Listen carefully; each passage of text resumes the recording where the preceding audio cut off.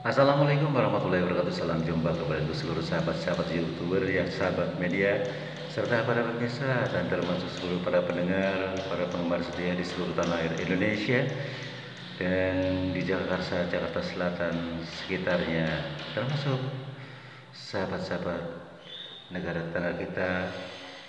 Semoga kita tetap selalu dalam lindungan Allah Subhanahu wa taala. Di sini saya pribadi Bung Jebri selaku pembawa acara Radio RS yang ada di channel sedang mengudara kembali untuk melanjutkan acara tanya jawab seputar dunia lain untuk Anda. Di sini sudah ada yang masuk, salah satu atensi yang bernama Rodia yang ada di Tegal. Saya akan bacakan lebih abdulnya ya. Assalamualaikum warahmatullahi wabarakatuh. Salam jumpa Bung Jepri, salam kenal, salam senggol-senggol. Saya Rodia dari Tegal Bung Jepri. Tegal kota. Semoga Bung Jepri bersama channel Ayah Sadam tetap jaya mengudara di Radio RS yang ada.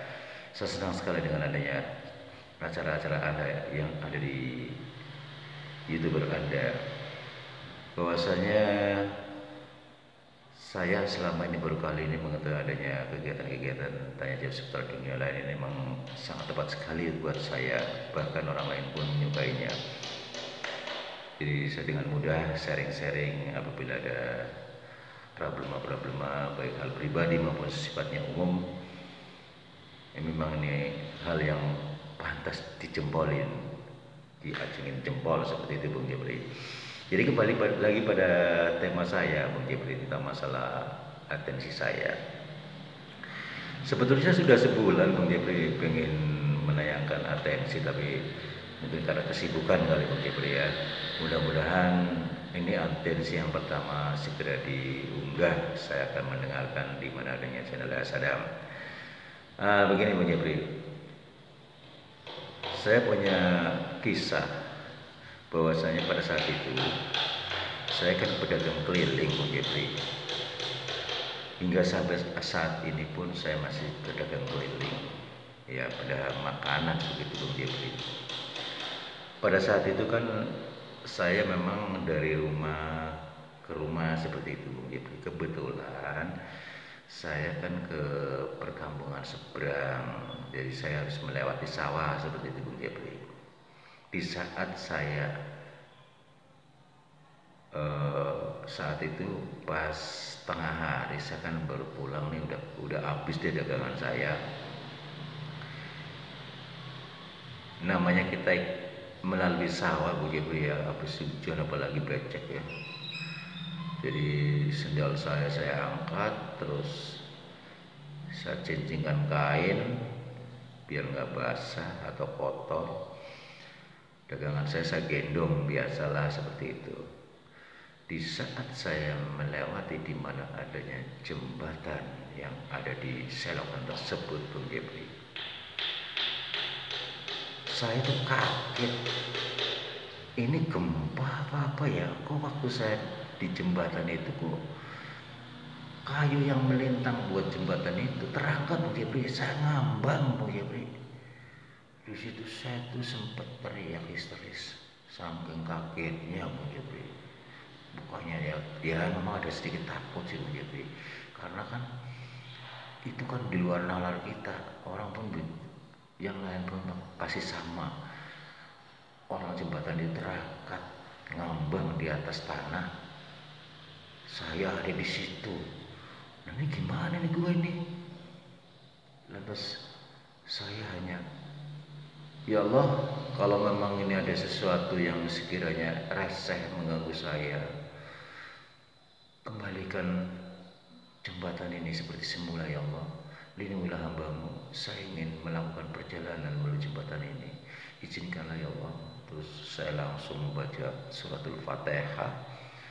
Tiba-tiba akhirnya apa, si jembatan itu yang keinjak saya, yang ngapung, seolah-olah saya mau terbang di atas jembatan itu. Akhirnya dia kembali lagi normal. Lantas begitu saya sudah mendarat, saya membalikkan badan memperhatikan jembatan itu Bung Jepri. Ada apa sebenarnya ini sih? Kok nggak ada apa-apa, nggak ada sesuatu.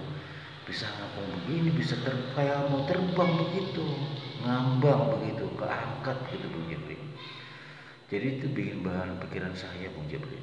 Lantas yang kedua kalinya Bung Jepri, setelah saya sampai di rumah, saya kebiasaan saya kan habis dagang nih, rapi-rapi lah, bersih-bersih, nanti siang dikit saya belanja gitu buat besok lagi, seperti itu Bung Jepri. Pada saat saya sedang lagi rapi-rapi Bung Jepri, ini lucu lagi, itu sapu yang biasa buat nyapu di ruangan, dia berjalan bergerak sendiri seperti kayak orang lagi nyapu gitu Bung Jepri. Entah apa itu, yang dilihatnya cuma sapu aja bergerak lagi nyapu seperti itu, padahal itu sapu nggak ada yang gerakin, nggak kelihatan. Lantas di situ saya mundur kan begitu, saya tetap ngeliatin dia sambil saya ketakutan, gue mau teriak gimana. Kebetulan memang tetangga juga deket-deket di rumah saya, tapi saya mau teriak, akhirnya saya gak teriak, saya amati aja tuh. Terus saya mengucapin lagi sama Allah, ya Allah, apa lagi yang terjadi ya Allah, kok ini sapu bisa bergerak kayak orang lagi nyapu, tapi kok nggak ada wujud yang lain, cuma sapu aja bergerak. Tunjukkanlah kebesaranmu ya Allah. Tiba-tiba begitu saya minta tunjukkan siapa dia, ternyata Bung Jepri itu wanita Bung Jepri, cakep banget. Lantas saya bertanya, kamu siapa? Kenapa kamu ada di ruangan ini? Saya yang punya rumah, tolong bicara dong. Tapi saat itu waktu dia nunjukin diri seorang wanita Bung Jepri, dia membelakangi saya belum melihat wajah dia Bung Jepri. Begitu saya tanya lagi, bisakah kau jawab pertanyaan saya gitu. Dia membalikkan badan Bung Jepri, ternyata wajahnya Bung Jepri ketutupan rambut kan, tapi seram. Saya langsung lari lewat pintu belakang rumah, saya teriak-teriak lah. Akhirnya apa Bung Jepri, seluruh warga yang mendengarkan hadir ke situ. Ada apa Mbak? Ada apa Mbak? Akhirnya orang-orang suruh masuk dah. Udah masuk dari depan nggak apa-apa. Ntar saya ceritain segitu. Lalu saya bicara kejadian kronologi yang tadi Bung Jepri. Orang-orang tersebut mengatakan, mana itu sapunya masih ngeletak di pinggir tembok, dia bilang gitu. Tadi baru saja saya gituin aja. Orang dia langsung nongol, saya mohon pada Allah kalau memang ada sesuatu. Ternyata dikabulkan, nongol cewek, tapi membelakangi saya belum sempat lihat depannya begitu. Kalau kemudian dia membalikan badan, wajahnya serem, rambutnya menutupi muka seperti itu. Hingga sampai saya tuh nggak bisa tidur berapa hari begitu setelah kedapatan itu. Terus selalu saya ditemanin keluarga lah seperti itu. Kami semuanya memang pada rajin ngaji, sholat. Alhamdulillah kejadian itu tidak terjadi lagi. Cuman yang saya rasakan, yang saya menyaksikan sendiri, saya kayak orang trauma yang jadi pikiran mulu Jepri. Apalagi kalau saya lagi sendirian di rumah, saya nggak mau. Saya begitu. Akhirnya selalu saya ada yang nemanin. Kalau saya orang lain pada keluar, selalu ada yang nemanin begitu. Mohon pencerahannya Bung Jepri, siapa sih wanita itu yang sebenarnya, dan yang pertama kali yang di jembatan itu yang bikin heboh juga, sampai saya teriak juga, kok jembatan bisa terangkat begitu Bung Jepri, siapa dia sebenarnya ya. Sampai berantai di rumah juga ada yang reseh, wanita cantik, ternyata begitu balik wajahnya rusak, seram. Mohon pencerahannya Bung Jepri, dan solusinya seperti apa sih kalau saya melihat sesuatu lagi yang aneh-aneh, hal gaib. Barangkali Bung Jepri ada sesuatu amalan yang buat pemagar saya, bila suatu saat saya kejadian-kejadian yang sama, mungkin yang lebih seperti itu Bung Jepri. Terima kasih Bung Jepri atas saya dan satu pencerahan dan solusinya. Semoga Bung Jepri bersama channel Ayah Sadam di Radio RAS yang ada tetap jaya mengudara. Wassalam. Waalaikumsalam warahmatullahi wabarakatuh, saudara Rodia yang ada di Tegal Kota. Terima kasih atas bergabungnya Anda di mana adanya Radio RS yang ada. Bahwasanya kalau kita kembali ya secara simpel saja ya. Yang pertama, Anda melihat sesuatu yang aneh di jembatan tersebut, sehingga jembatan kayu tersebut bisa terangkat seakan-akan mau terbang ya, mengambang, bukan menempel yang ada di jembatan antara penyeberangan itu ya, apa namanya, selokan ya, bisa terangkat kayu yang buat jembatan, sehingga pada saat Anda ingat kepada Allah, minta dikembalikan normal, Allah memberikan satu kebuktian, hajat Anda dikabul, begitu turun kembali Anda lantas membalikan badan mengamati tempat tersebut, kenyataannya nggak kelihatan, nggak ada apa-apa kan. Lantas dilanjutkan pada saat Anda kembali ke rumah, tiba-tiba ada sapu bergerak seperti lagi nyapu. Begitu Anda memohon pada Allah, minta ditunjukkan, Allah mengabulkan. Ternyata wanita cantik, tapi Anda melihat dari belakang. Begitu Anda bertanya kembali, dia membalikan badan, ternyata seram seperti itu ya. Jadi kembali lagi pada saudara Rodia yang ada di Tegal Kota, saya akan menjabarkan secara lugas, sedikit tapi jelas. Saat pertama Anda di jembatan, tidak lepas dari wanita yang ada di ruangan tersebut. Dia mampu mengikuti Anda di mana Anda rumah tinggal. Jadi yang mengangkat jembatan tersebut tidak lepas dari wanita yang Anda lihat. Itu tidak lepas daripada penunggu jembatan selokan tersebut. Pada saat Anda lepas dari situ kejadian tadi yang di jembatan, Anda tidak izin atau tidak berzikir atau berdoa hingga sampai ke rumah ya, sehingga apa, sesuatu yang ada di situ dia sempat mengikuti Anda, sehingga pada Anda lagi beres-beres di rumah, tiba-tiba nongol yang menyerupai sapu yang bergerak, padahal dialah yang memegang sapu yang sedang menyapu.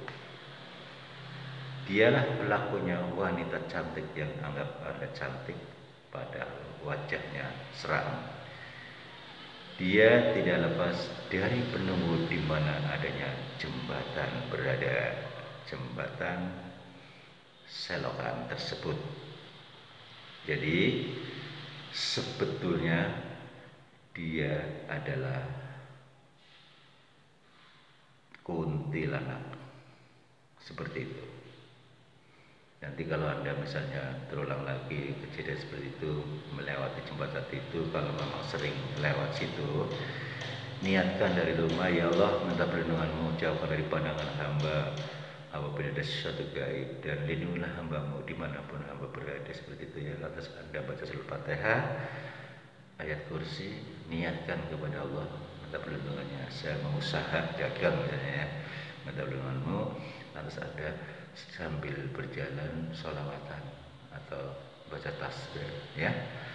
Nanti insya Allah pada saat Anda melalui jembatan tadi yang selokan yang terjadi, insya Allah hal begitu akan menjauh karena Anda sudah diniatkan dari rumah.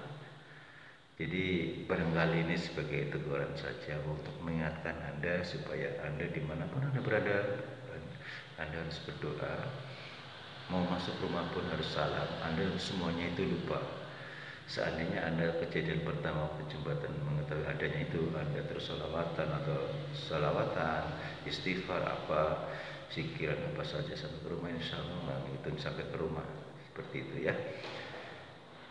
Demikianlah saudara Radia yang ada di Tegal Kota, mudah-mudahan Anda puas atas pencerahan dan solusi dari saya.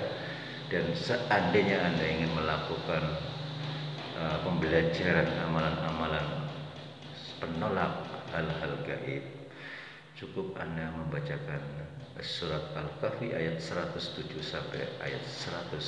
Itu sebagai doa pamungkas yang biasa dimiliki oleh seorang peruqyah. Anda amalkan 1013 selama 1 minggu, dan sekaligus puasa Senin Kamis ya. Dan jangan lupa 3/4 malam dijaga memohon kepada Allah sambil berzikir. Jadi yang 113 tadi, surat Al-Kahfi ayat 107 sampai 110 itu selama 1 minggu dicicil ya.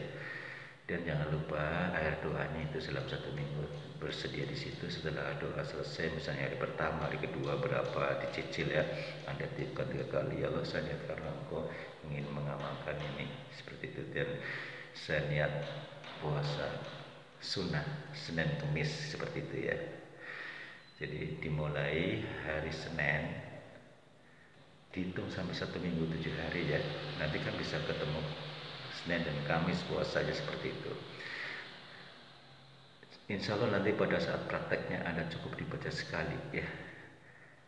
Buat zikiran nggak apa-apa, bagus dalam perjalanannya.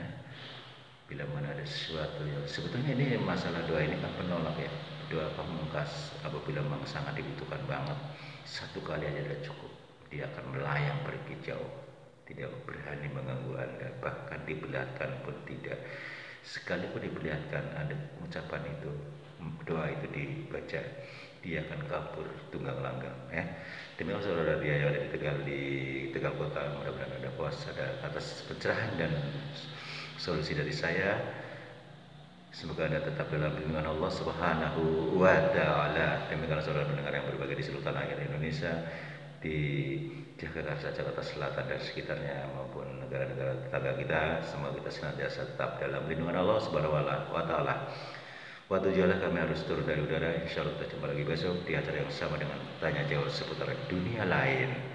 Apabila ada salah-salah kata dalam membawakan acara, baik sengaja tanpa sengaja, saya pribadi mohon maaf. Wassalamualaikum warahmatullahi wabarakatuh.